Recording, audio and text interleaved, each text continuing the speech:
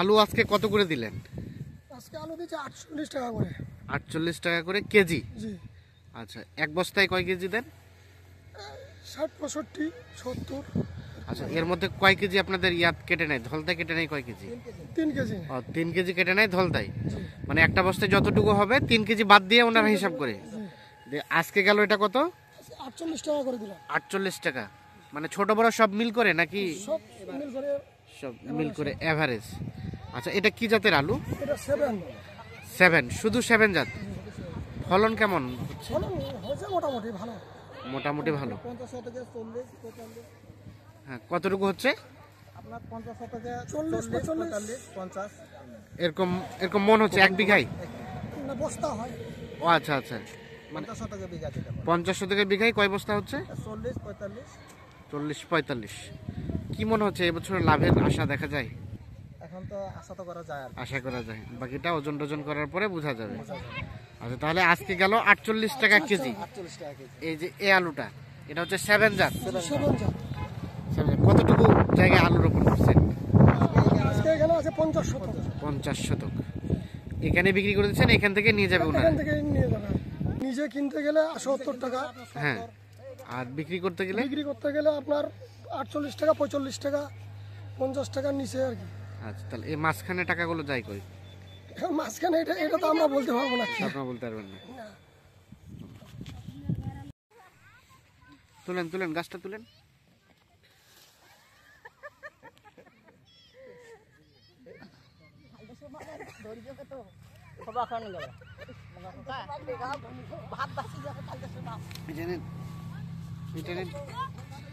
এই গাছটা উঠান।